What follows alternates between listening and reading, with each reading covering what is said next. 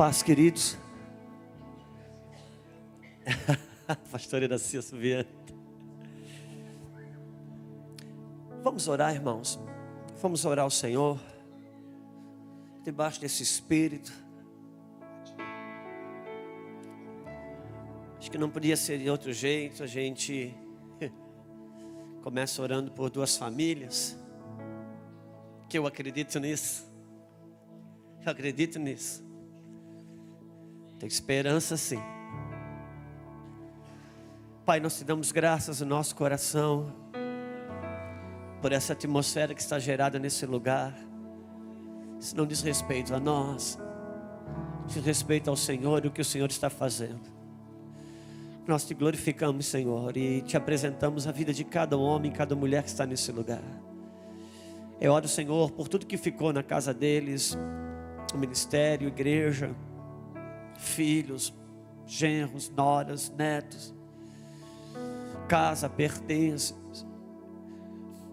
Eu oro para o Senhor que, assim como eles estão sendo envolvidos e guardados numa unção tão poderosa nesse lugar, da mesma forma, tudo que ficou nas suas cidades, Senhor, seja sendo afetado por essa mesma unção. Seu filho que não pôde vir, Deus, seja afetado por isso que ele está sendo afetado aqui. Seus obreiros que não puderam vir, sejam afetados por essa mesma unção que está sendo afetada aqui. A esposa que não pôde vir, o marido que não pôde vir, Senhor, que eles sejam integralmente afetados. Nos rendemos à Tua palavra, Senhor, que ela venha segundo lhe apraz, que venha como um martelo para aqueles que precisam de martelo, que venha como água para aqueles que precisam de água, que venha como fogo para aqueles que precisam de fogo, que venha como sabão do lavandeiro para aqueles que precisam do sabão do lavandeiro. O Senhor conhece e sabe como tocar as nossas vidas, mas vem com a Tua palavra, porque a Tua palavra é que nos sustenta, nos alimenta e nos faz ter saúde, Senhor. Nutre-nos pela Tua palavra, Pai, em nome de Jesus. Uma igreja, ela não deve ser... Uma igreja, ela não deve crescer por multiplicação. Uma igreja, ela precisa crescer por nutrição. Aquilo que você nutre, você não precisa ter estratégia de crescimento, que por si só cumpre a lei da sua natureza. Ninguém fica insistindo com o filho para o filho crescer. O pai e a mãe dão comida e o filho cresce porque está sendo alimentado de uma maneira correta. Uma igreja forte é uma igreja que cresce pela sua alimentação. E desde quando Deus estabeleceu na terra um homem e uma mulher, Gênesis, talvez teologicamente, ousa-se dizer que nós temos 6.000 anos com a humanidade na terra. E poderíamos ter milhões de anos. Esse não é o caso. O caso único é que a minha realidade espiritual e a sua realidade espiritual é exatamente a mesma realidade espiritual do Éden. Não mudou absolutamente nada. O que decidiu a vida daquela casa no Éden e o que decidiu a morte daquela casa no Éden foi exatamente aquilo que eles decidiram comer. O que eles decidiram comer é que definiu se viviam ou se morriam. Nos dias atuais não muda nada para mim e para você. O que a minha casa está comendo, o que a sua casa está comendo, isso vai definir se ela vive ou se ela morre. Quem estiver alimentando a sua casa vai decidir o rumo dela. Se é Deus que alimenta, ela tem um destino. Se é a serpente que alimenta, outro destino ela terá. Isso não mudou absolutamente nada até hoje.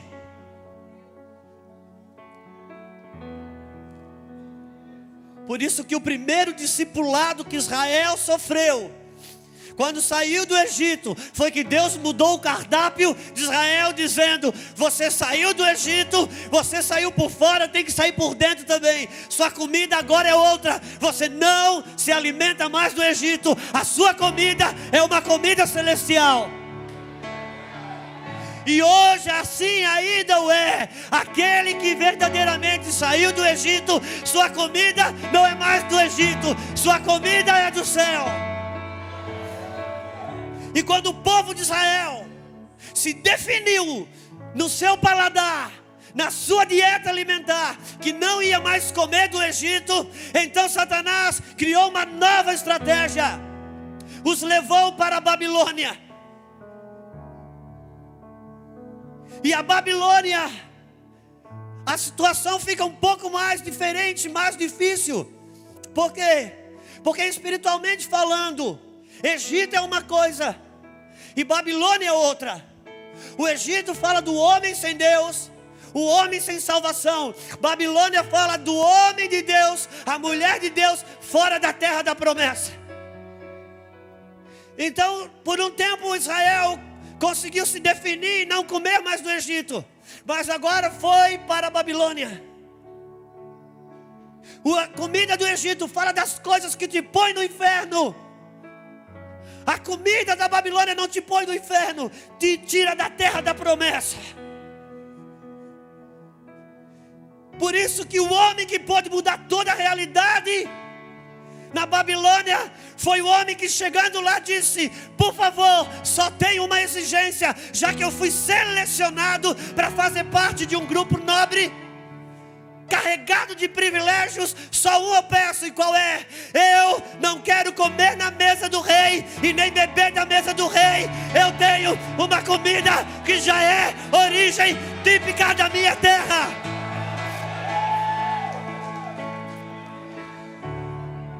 Então ele disse aqui, porque uma é a comida do Egito, outra é a comida da Babilônia. A comida do Egito te apodrece e te põe no inferno, aberta e claramente. A comida da Babilônia não fala das coisas proibidas, fala das coisas permitidas, que te rouba o paladar da comida original. E Daniel disse: não, eu não quero essa comida. E não querendo essa comida, parecia então que ele ia enfraquecer. Daniel disse: por favor, eu gostaria só de beber água, eu gostaria só de comer verdura. E o próprio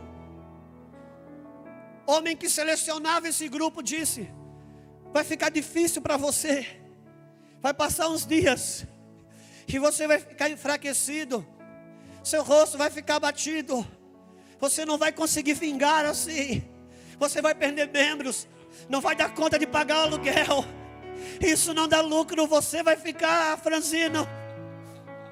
E Daniel disse: faça um teste, me dê 10 dias.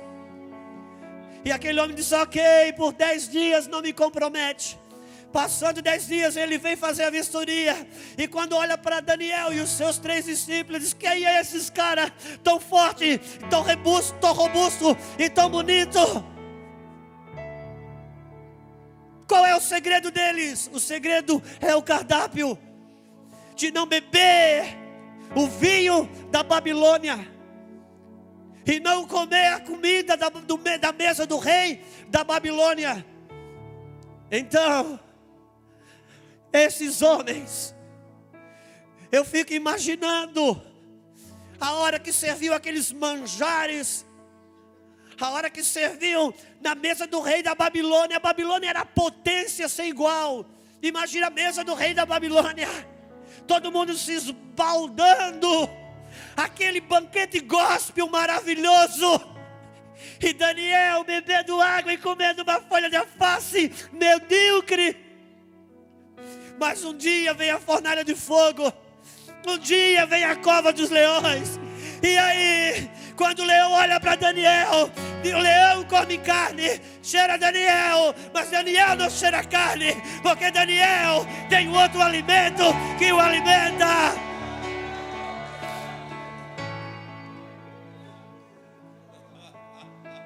Forte espiritualmente por aquilo que come. O que você come define a sua saúde. Por isso, uma das coisas que Deus está fazendo, e alguns estão sofrendo isso, é porque decidiram entrar num processo de desintoxicação. E eu posso te dizer que ele é muito difícil, porque eu busquei uma profissional para fazer 7 dias de desintoxicação. E era todo um processo de 7 dias. Quando chegou no segundo dia, eu não suportava mais de dor de cabeça. Terceiro dia, a cafeína e gritando, as toxinas gritando na minha cabeça. Eu falei para aquela mulher: eu posso tomar alguma coisa, algum remédio? Ela disse: não pode, mas pelo menos a irmã Neuza funciona, a Neusaldina. A oração da irmã Neuza nessa hora. E ela disse: não, pastor, a desintoxicação precisa passar pelo processo da dor. Eu disse: ai, que coisa espiritual é essa? Está doendo, não toma remédio. A desintoxicação precisa passar pelo processo da dor.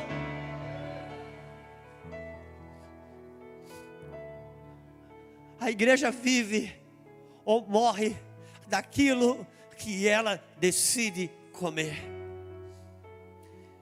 Desde toda a existência humana, Deus pontuou tantas coisas, nos mostrando isso. É impossível, irmãos, humanamente falando, que alguém fosse desprezar um direito de primogenitura por causa de um prato de comida. Pensa comigo isso. Certamente alguém desprezaria o direito de primogenitura por umas grandes posses de terras ou grandes coisas. Deus estabeleceu que aquele homem perderia o direito de primogenitura por causa de um prato de comida. Irmão, será que Deus não está querendo gritar nada aos nossos ouvidos? O que nós comemos e as nossas casas,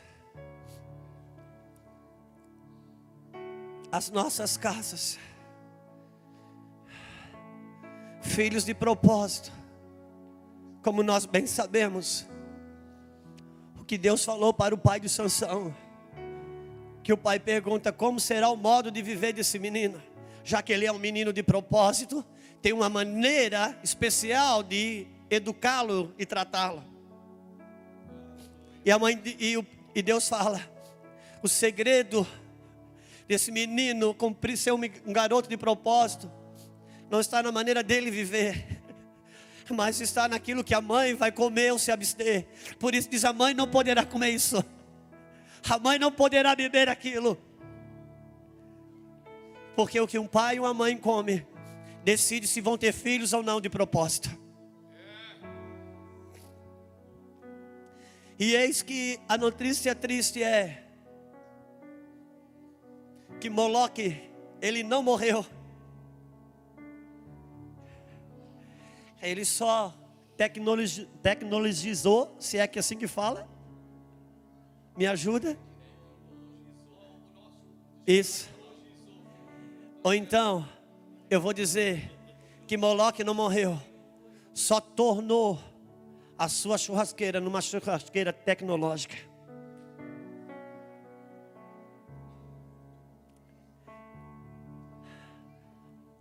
Moloque,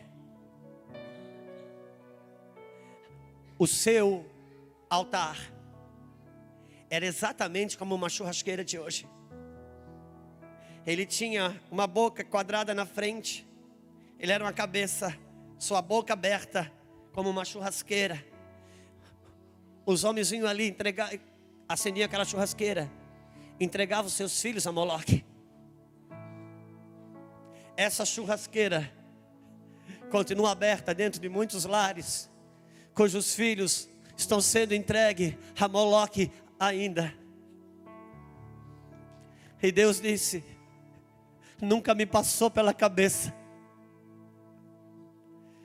Filhos de propósitos são ou não dependendo do que os pais decidem comer. Irmãos, quando a Bíblia diz a terra prometida, ela tinha uma promessa maior, que era uma terra que emana leite e que é isso que Salomão diz para a sunamita: debaixo da tua língua mana leite e mel. O leite e mel não é na terra, é na língua da igreja.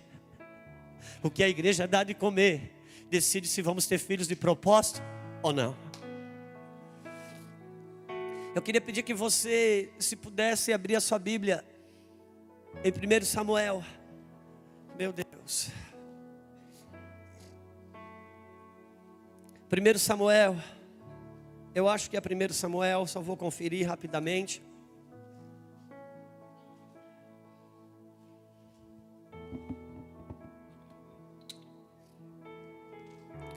Capítulo 27.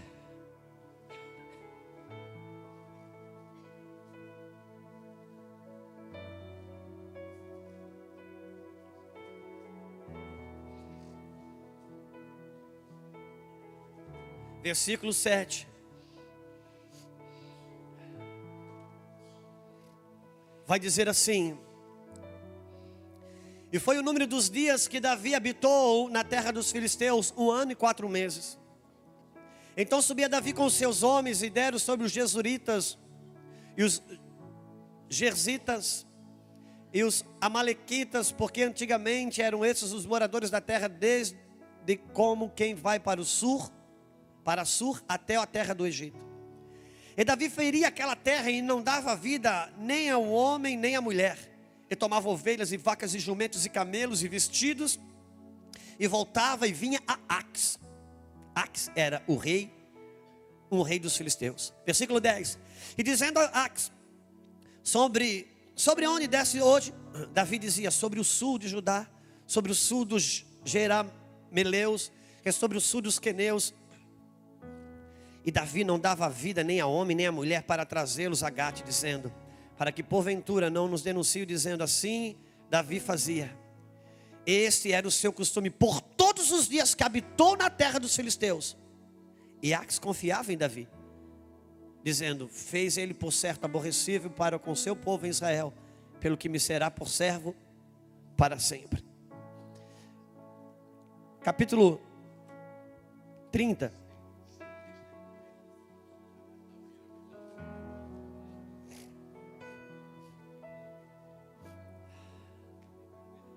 Se pudéssemos ler o 29, mas vamos ler direto o 30.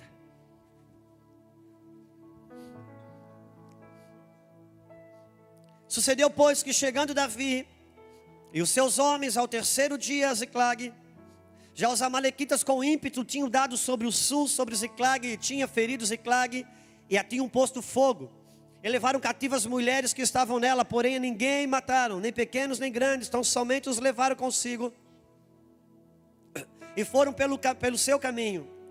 E Davi e os seus homens vieram à cidade, e eis que estavam queimadas a fogo, e as suas mulheres e seus filhos, as suas filhas eram levados cativos. Então Davi e o povo que se achava com ele alçaram a sua voz e choraram, até que neles não houve mais força para chorar. Também as duas mulheres de Davi foram levadas cativas, Aionã, os israelitas, e Abigail, a mulher, a viúva de Nabal, o carmelita. E Davi muito se angustiou, porque o povo falava em apedrejá-lo, porque o ânimo de todo o povo estava em amargura, cada um por causa de seus filhos e das suas filhas. Todavia Davi se esforçou no Senhor seu Deus. E disse Davi a Abiatar, o sacerdote filho de Ameleque: traze-me, peço, a estola. E Abiatar trouxe a estola a Davi. Então consultou Davi ao Senhor, dizendo: perseguirei eu a esta tropa, alcançá-la-ei. E o Senhor lhe disse: persegue, porque de certo a alcançarás e tudo libertarás. Partiu, pois, Davi, ele e os seus 600 homens que com ele se achavam, e chegaram ao ribeiro de Besor, onde ficaram para trás, onde os que ficaram atrás pararam, e seguiu-os Davi, ele e os 400 homens, pois que 200 homens ficaram para trás, por não poderes de cansado que estavam, passaram o ribeiro de Besor.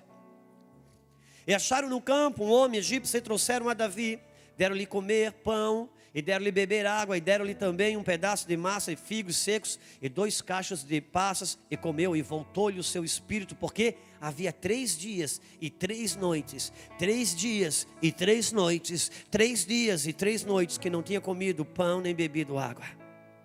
Então Davi lhe disse: de quem és e de onde és? Quem és tu e de onde és? E disse o moço egípcio: eu sou servo de um homem amalequita, e meu senhor me deixou, porque eu adoeci há 3 dias. Nós demos com ímpeto a banda do sul dos queretitas, e para a banda de Judá e para a banda do sul de Caleb pusemos fogo à cidade de Ziclag. E disse Davi: poderias descendo tu guiar-me a essa tropa? E disse-lhe: por Deus, me jura que não me matarás, nem me entregarás na mão de meu senhor. E descendo te seguirei aí, te guiarei a essa tropa. E descendo guiou. E eis que estavam espalhados sobre a face de toda a terra, comendo e bebendo e dançando por todo aquele grande despojo que tomaram da terra dos filisteus e da terra de Judá. E feriu-os Davi desde o crepúsculo até a tarde do dia seguinte, e nenhum deles escapou, senão 400 mancebos que, montados sobre camelos, fugiram. Assim livrou Davi tudo quanto tomaram os amalequitas. Também as suas 2 mulheres livrou Davi, e ninguém lhes faltou, desde o menor até o maior, até os filhos e as filhas, e também desde o despojo até tudo quanto lhes tinha tomado, tudo Davi tornou a trazer.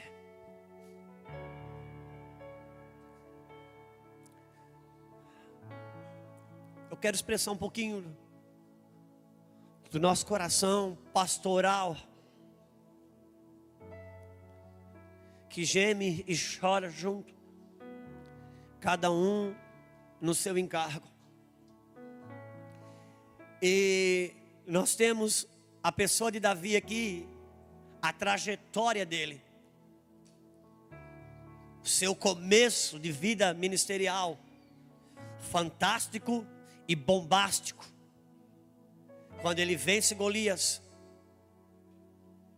e depois de vencer Golias, alguém, alguma gravadora teve uma ideia maluca de gravar um CD que ficou na parada de sucesso, primeiro colocado direto, rodando nas rádios em Israel, com a canção que cantava que Saul matou 1000, mas Davi matou 10.000, e isso não ficou bom. Seu líder não gostou, e começou a lhe custar caro. O livramento que ele deu, agora lhe custou caro.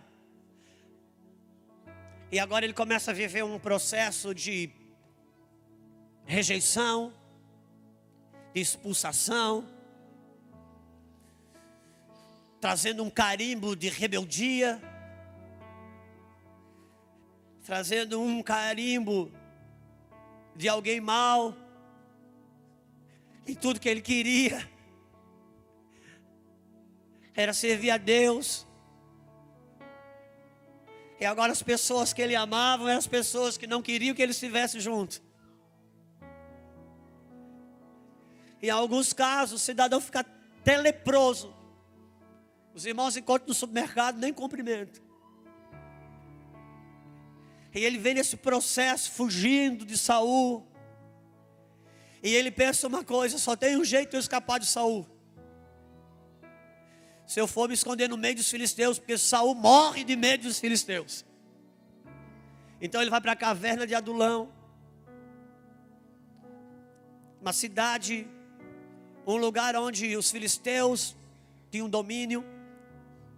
E por fim, o rei daquele lugar, o rei filisteu, Ax, dá uma cidade para Davi morar. E agora ele já estava com o seu grupo de 400 homens, que o procuraram na caverna de Adulão, e agora já eram 600. O que é que acontece? Davi, ele começa a sair à guerra para o rei dos filisteus.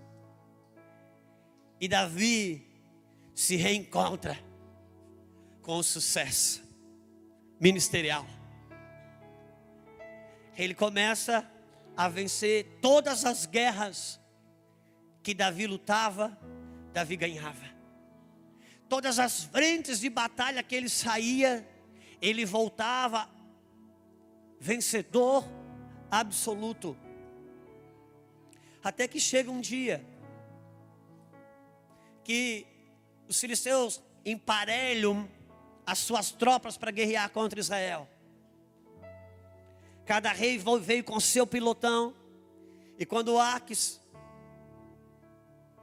rei Aques apresenta um dos seus pilotões, liderado por Davi, alguém diz: ah, não é esse o cara da música do sucesso? Nós conhecemos essa música. O rei Aques, ele chama Davi e diz: cara, você é fantástico, eu te amo, eu conheço o seu coração, você só tem me abençoado, tem sido como um anjo de Deus para mim. Mas os príncipes dos filisteus disseram que você não pode ir nessa guerra, porque chegar lá você pode se virar ao contrário, porque você vai guerrear contra o povo da qual você pertence. Davi volta agora arrasado para casa. E quando ele chega em casa, ele vê que tinham sitiado a cidade. Os amalequitas deram contra a cidade, levaram todas as esposas e levaram todos os filhos. Meus queridos amados, nós estamos vivendo dias muito parecidos com esses. Homens que estão guerreando dia e noite ministerialmente. Homens que estão trabalhando com tanto afinco, fazendo a obra do Senhor. Homens que estão labutando, estão gemendo, estão cheirando, estão colocando a boca no pó, estão se esforçando na obra de Deus. Muitos deles estão vencendo guerras, outros estão tendo triunfos. Mas com a sua casa totalmente desguarnecida. Muitos homens e muitas mulheres que, se pudessem, moravam na igreja para não precisar ter casa e vivenciar só a dinâmica ministerial. Só que esse é o padrão para quem está guerreando para os filisteus e não para Israel. Esse é o padrão de quem, nas suas feridas, no seu desgoverno, acabou se achando num quadro aonde o ministério, bem ou mal, acontece.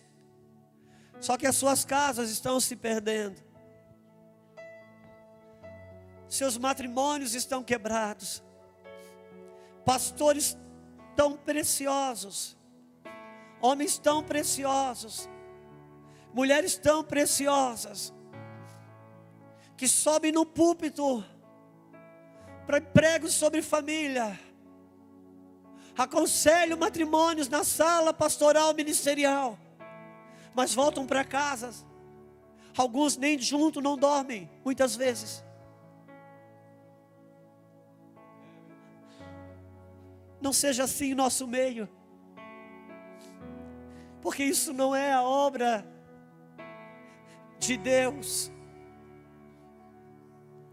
O casamento é uma escolha do céu para manifestar no reino físico visível um casamento que Deus celebrou desde antes da fundação do mundo, Cristo e a igreja.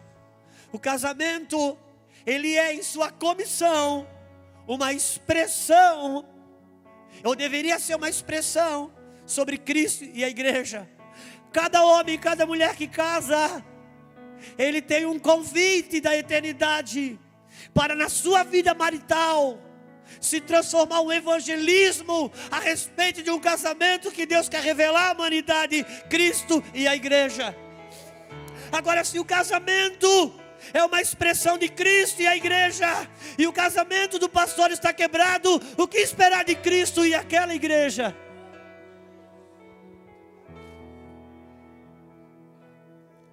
Agora Deus não quer bater em ninguém, e nem eu. Mas essa noite é uma noite que Deus está sorteando, como um sorteio de Acã, e dizendo: você precisa acreditar que sobre casamento e família é verdade aquilo que você prega e aconselha. Você precisa acreditar no que você prega, porque Deus acredita. E Deus quer curar a tua aliança de matrimônio. Deus quer curar a sua aliança de matrimônio. Como vamos enviar filhos para a Europa?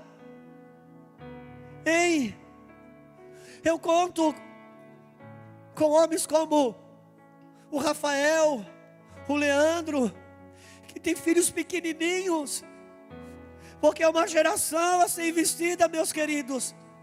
Rafael, como vamos enviar os filhos para a Europa, se os filhos de pastores hoje não conseguem vencer um semestre na faculdade sem perder a fé? Como vamos enviar filhos para a Europa? Se 6 meses de uma universidade rouba a fé dos nossos filhos na igreja, como os enviaremos para lutar com principados estabelecidos na Europa, legado de ateísmo? Agora eu posso lhe dizer uma coisa: Deus não enfraqueceu, a palavra não mudou, Ele ainda é vivo e real. Alguém precisa acreditar.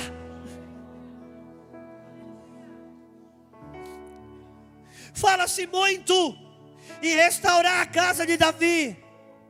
Eu não sou teólogo, eu não estudei, mas eu também não sou burro. Eu sei que restaurar a casa de Davi fala de restaurar a adoração, Júnior. Mas se tem uma coisa que na vida de Davi ficou caída, é a casa mesmo. O resto tudo ficou em pé. A adoração ficou em pé, o ministério ficou em pé, o reinado ficou em pé, mas a casa ficou caída. E se vamos restaurar a casa caída de Davi, vamos restaurar a casa mesmo. Vamos restaurar aquilo que Davi não conseguiu deixar de pé. A casa,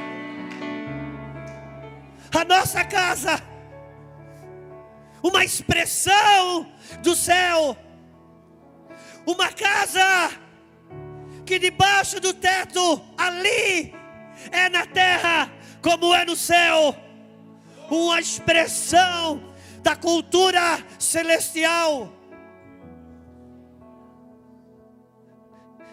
Deus quer curar. Deus não tem prazer. Não, eu não vou aceitar. Eu não quero criticar, por favor. Mas eu não posso aceitar que o teu filho não queira Jesus. Porque se ele quer Jesus, ele não quer congregar na igreja que você pastoreia. Não. Existe um evangelho que pode ser vivido, onde o filho tem prazer na vida do pai e da mãe ser pastores, tem prazer na igreja que o pai e a mãe pastoreia, tem prazer na igreja que ele está. Filhos que têm prazer. A minha maior alegria é olhar para todos os nossos filhos e ver que eles têm prazer na igreja, prazer no pastor, prazer naquele lugar. Então o reino está sendo estabelecido. Por quê? Porque uma geração está falando sobre as maravilhas do Senhor, a outra geração então se cumpre: como ocultarei de Abraão as coisas futuras, visto que ele ordenará aos seus filhos e à sua casa depois deles a respeito do Senhor, para que temam o Senhor. Para esse tipo de casa Deus fala sobre o futuro. Por isso Deus está dizendo: agora é a Europa, depois é ali, depois é lá, porque são homens que estão ordenando a sua casa para o alinhamento. Então Deus fala sobre o futuro. Homens que não estão mais no Egito, mas se negam a ficar na Babilônia. A Babilônia, eu vou te falar o que ela faz. A Babilônia muda a identidade dos teus filhos. Todo mundo que entrou na Babilônia, Nabucodonosor deu um novo nome, mudou a identidade deles. Mas quando aquele rei vê a sua mão, o dedo de Deus escrito na parede, e quer saber o que é, a mãe dele fala: filho, não se preocupe, nenhum sábio sabe isso, nenhum adivinho no Egito, mas tem um homem que conhece as coisas ocultas. Esse homem está aí jogado. No tempo do teu pai ele tinha valor, mas você abandonou, ele está jogado. E ele manda chamar no palácio e pergunta: és tu ainda o mesmo Daniel? Ele disse: sim, sou eu. Eu estou aqui, você já é o terceiro rei, mas a Babilônia não mudou a minha identidade. A Babilônia não vai decidir o futuro do meu filho. A Babilônia não vai decidir o futuro dos nossos filhos. Um teste vocacional não vai dizer o que a minha filha vai ser. Eu tenho pai, pai fala, pai dirige, pai ouve e pai dirige.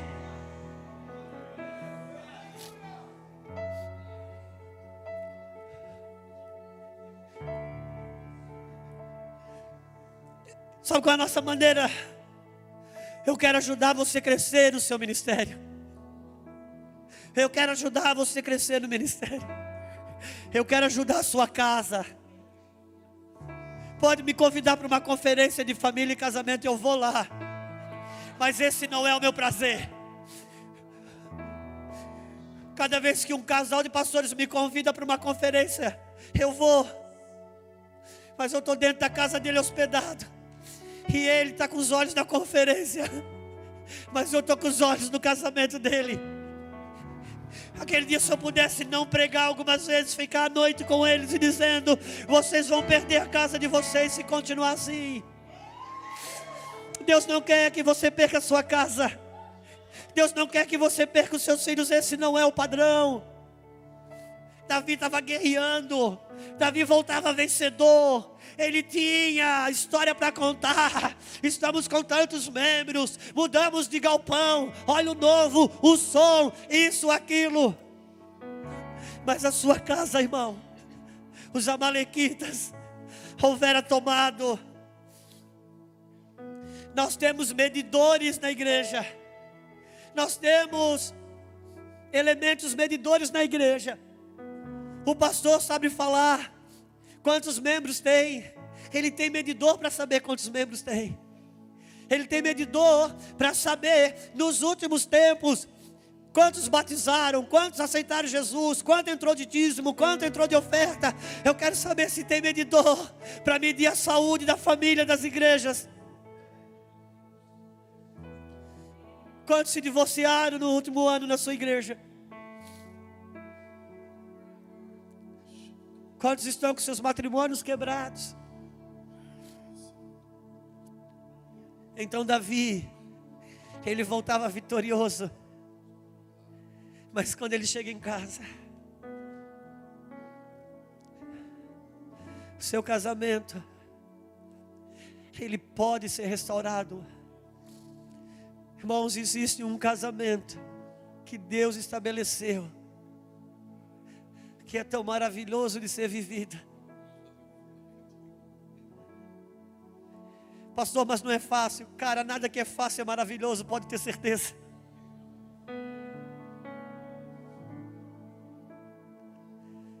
Nada que é fácil pode ser denominado maravilhoso.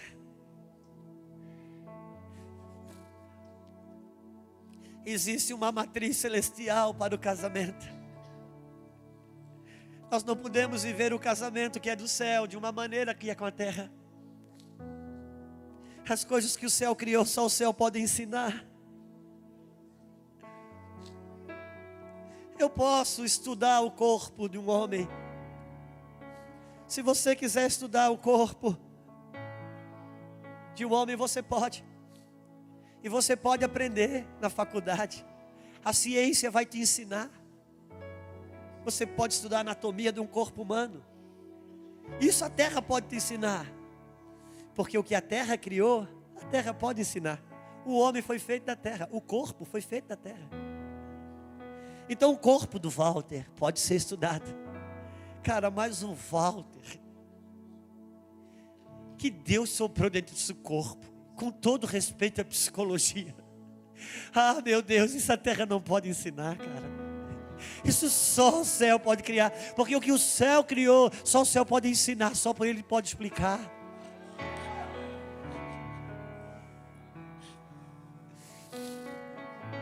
Mas se o Walter, quando nasceu, foi colocado numa caixinha de sapato e colocado numa casa, e agora ele tem dificuldade nos relacionamentos, e ele contar a história dele para a psicologia vai explicar e vai dizer que você foi abandonado quando era criança.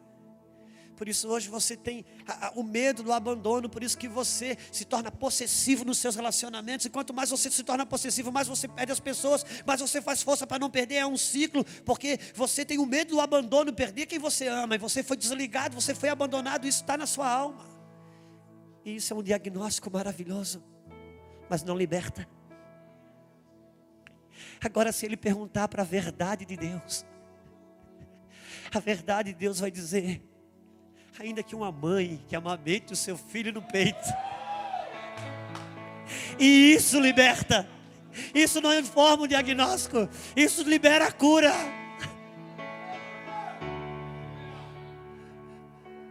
O casamento foi o céu que criou, não pode ser a terra que vai ensinar. É preciso aprender com o céu. Meu Deus, é até perigoso falar isso nas câmeras, mas eu vou falar, eu tenho que falar. Irmãos, eu tenho ido ministrar retiros. Eu fui ministrar um seminário de família, pelo amor de Deus.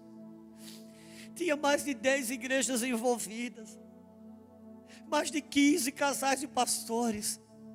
No final de semana, que eu ia ministrar lá sábado e domingo, só que começava na sexta, e na sexta ia ministrar uma psicóloga ímpia, para falar de relacionamento íntimo, que é uma área dela. Quando eu cheguei naquele lugar, eu já cheguei no avião com ela, todos os carros plotados com a foto dela, com o nome dela sobre o retiro, outdoor. Graças a Deus meu nome não estava, minha foto não estava. E ela explicando para aqueles casais que precisariam de estímulos visuais, ver coisas que pudessem estimulá-los, ensinando aquelas pessoas como fazer amor. Quando chegou no final, que aquela mulher acabou, ela só acabou, não ia orar porque era ímpia. E ainda, quando ela ia falar algumas coisas, ela olhava para o pastor, que é o pastor que coordena tudo isso, assim, isso não pode. Aí o pastor disse: não pode. O pastor conhecia as coisas do livro. Quando acabou, aquele homem pegou o microfone na mão, e eu nunca esqueço a palavra dele, disse: perfeito. Eu sentado lá atrás com a Luciana, escutando aquilo, eu digo: amor, vamos embora. Quando acabou, aqueles pastores fazendo fila para comprar o seu livro, pedindo autógrafo, eu disse: Deus, onde é que está a tua igreja? Pelo amor de Deus, Senhor, onde está a tua igreja? E a Luciana assim: Célia, amanhã de manhã é tudo. Eu digo: meu Deus, eu vou acabar com isso tudo.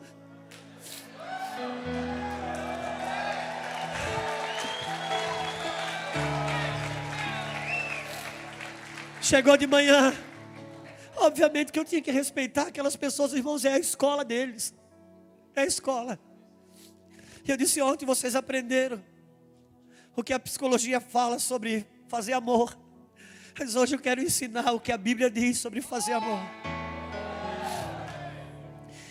E eu disse: só tem uma maneira de você aprender a fazer amor,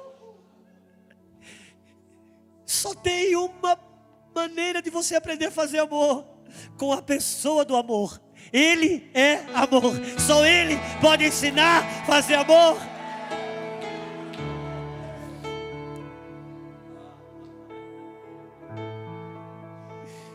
E eu ousei, disse: se você aprender com ele, quem vai vibrar é você. Você não vai precisar comprar nada, aleluia.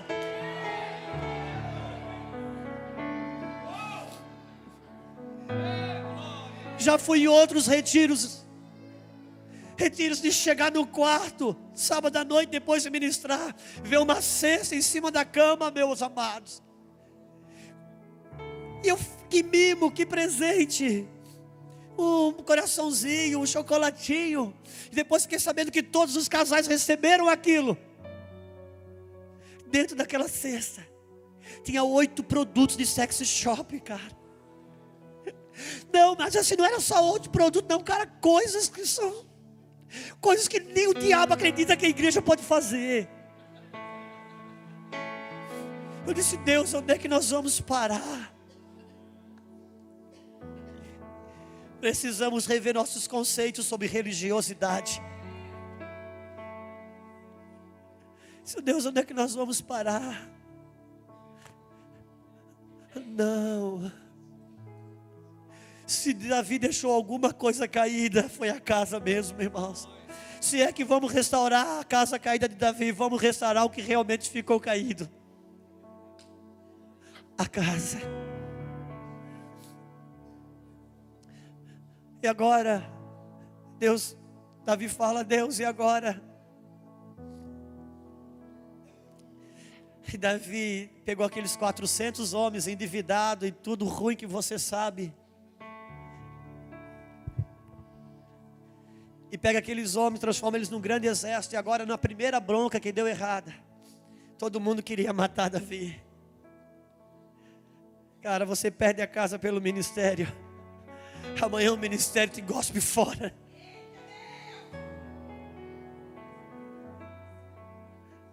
Porque no ministério,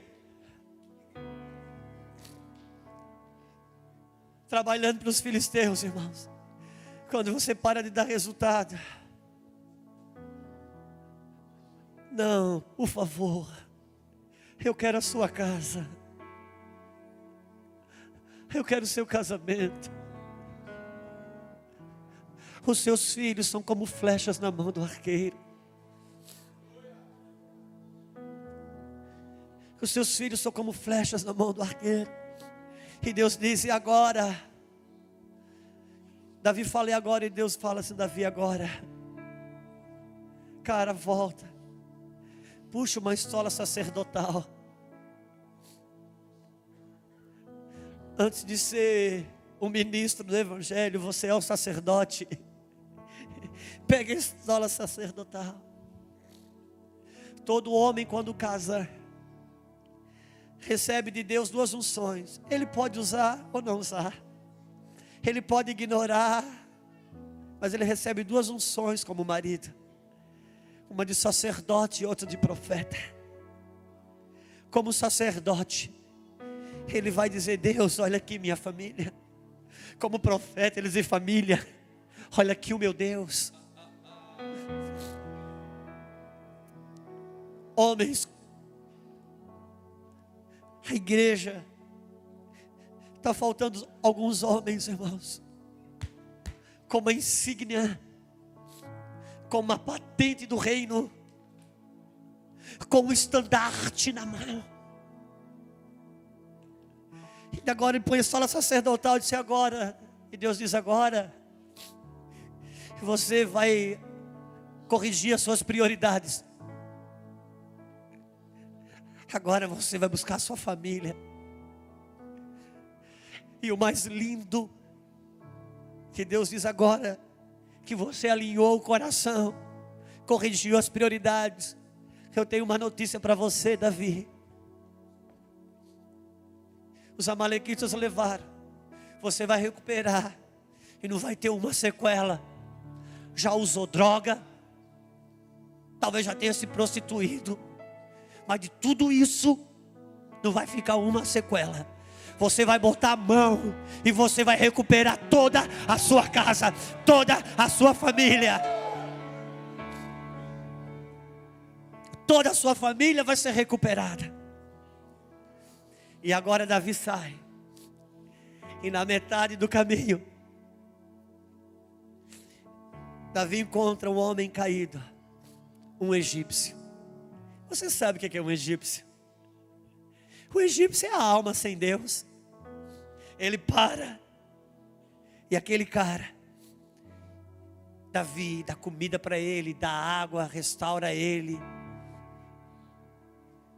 Deus estava dizendo: eu não estou dizendo para você parar o ministério, eu quero que você corrija, é a prioridade. Porque o egípcio estava ali, a obra de Deus precisa ser feita. Porque quando você para de fazer a obra de Deus, você também morre. Por quê? Porque a vida você tem em Cristo, mas a realização você tem na missão, cara. Por isso que alguns têm vida, mas não tem senso de realização, porque estão distorcidos na sua missão. E ele para agora, Deus está dizendo, porque quando Davi resolveu parar de fazer a obra, também caiu. Quando ele parou de guerrear, ele também caiu. É possível, e é plenamente possível, ser bem sucedido no ministério e ser bem sucedido na sua casa.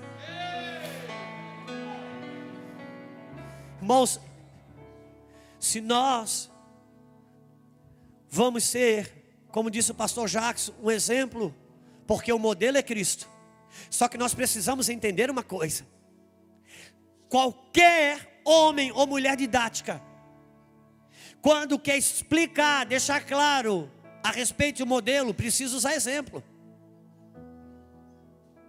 Para você entender o modelo Cristo, que é invisível, você precisa usar um exemplo que é visível.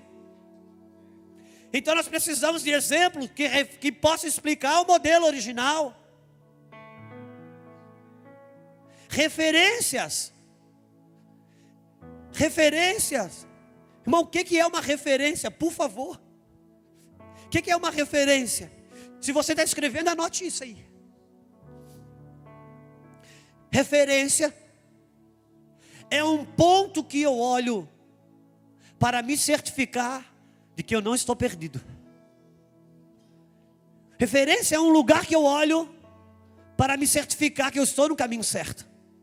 Quando você vai para o Rio de Janeiro, a primeira coisa que você faz é olhar para o Cristo. Você sai do hotel, olha para o Cristo. Você anda aqui, anda lá, de repente você acha que está meio perdido, você olha o Cristo. Não, o hotel é para cá, o Cristo é ali, o hotel é para o lado de cá. Não é o Cristo que ele quer ir, mas é a referência para mostrar que ele está no caminho certo. A igreja está perdida porque falta referência que ele mostra que está no caminho certo.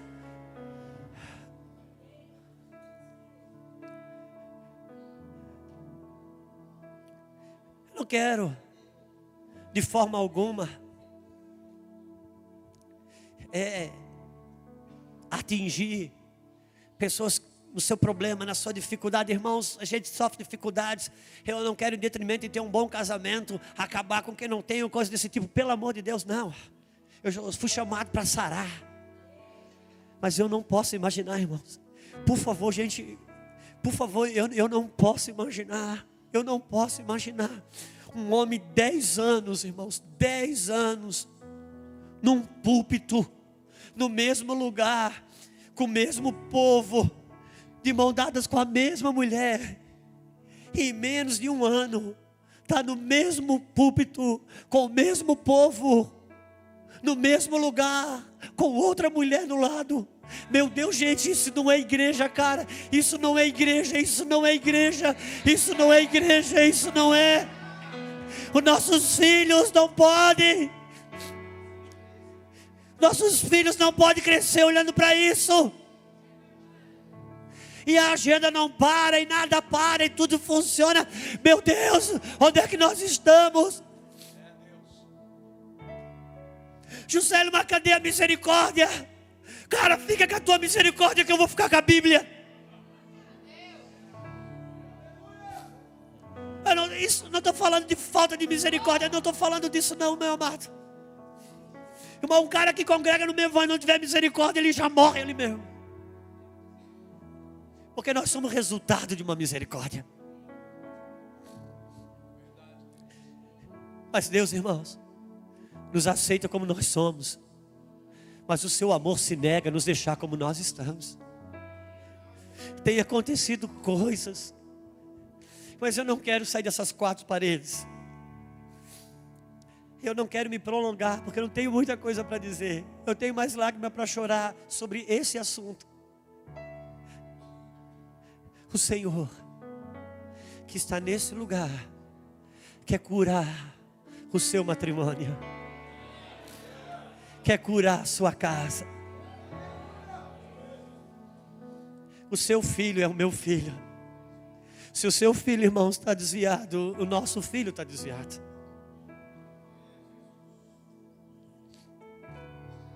Homens aqui que tem uma velocidade tão forte no ministério, mas a esposa, cara, não tem um marido, os pais não têm um filho. Oh meu Deus, irmão, dar uma bicicleta para o filho é fácil, separar o sábado para andar de bicicleta com ele é difícil, mas é preciso. Nós estamos vivendo com filhos de pastores, irmão, que estão apostatando da fé, entrando na universidade, se auto-intitulando ateu. Não é que ele não crê em Deus, ele está afrontando aquilo que ele viu em casa, no sistema da igreja. Deus quer curar a nossa casa, Deus quer sarar os nossos matrimônios.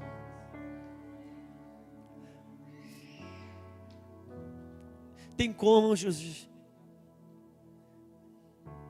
Oh meu Deus, me ajuda, Senhor. Canta só uma cançãozinha para nós, meu irmão. Irmãos, nós não vamos passar de 11h20, 11h25 não. Mas eu quero adorar um pouquinho, que eu não quero ser pesado. Eu quero estar no Espírito. Ori aclama suriando robi ala soroma labaso. Jesus, Chore aclama sori aclamando ori alabaso. Rei do meu coração, como eu amo seus caminhos.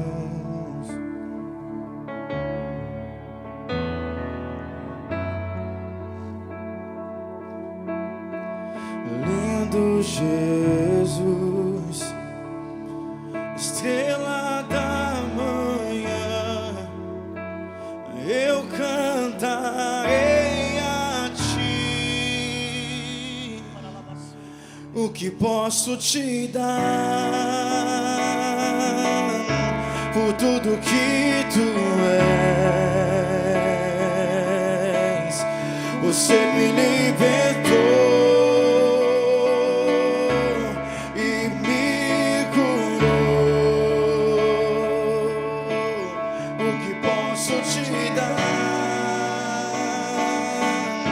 por tudo que tu és?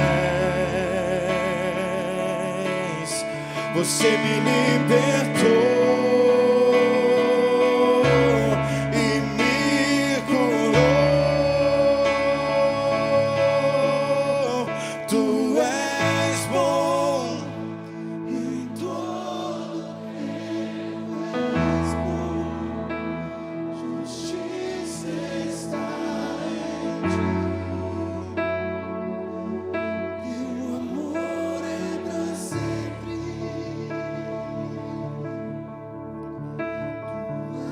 És bom em todo tempo, és bom. Justiça está em ti. Teu amor é pra sempre. Se você pudesse devagarzinho sentando. Eu acabei de receber uma informação que eu só vou falar, revelar, porque eu conheço a pessoa que me falou a segurança que ela é como uma fonte. Que uma das maiores denominações do Brasil, evangélica, igreja, acabou de estabelecer um edital na sua denominação, que pastores estão autorizados a divorciar, casar de novo e permanecer na mesma igreja.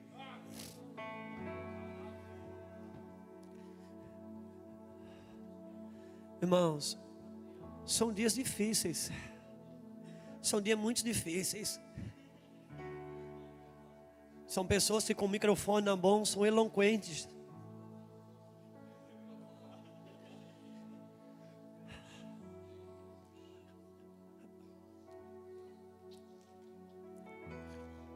E normalmente, irmãos, são esse tipo de pessoas que querem arrancar a cabeça do governo, que fica estimulando impeachment. Bom, deixa eu falar uma coisa para você. Não muda a Bíblia. A Bíblia diz: o sujo se suja mais, o limpo se limpa mais. Nós estamos vivendo os dias que o limpo quer limpar o sujo, ele não quer se limpar. Não, irmão, o limpo se limpa mais. Meu Deus, leia a Bíblia. Nós temos que julgar os de dentro, os de fora Deus julga. Está em Coríntios, leia lá. Só que eu não quero trabalhar no campo da denúncia, que eu creio que Deus tem cura para os matrimônios aqui. Tem cura para a sua casa, cara. E eu não quero esticar muito.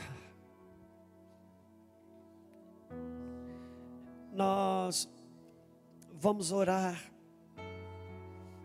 E eu queria fazer algo muito nosso aqui, desse momento. E o pastor Luiz não gosta muito disso, mas eu vou pedir para desligar as câmeras. Como se a palavra, estamos encerrando por aqui.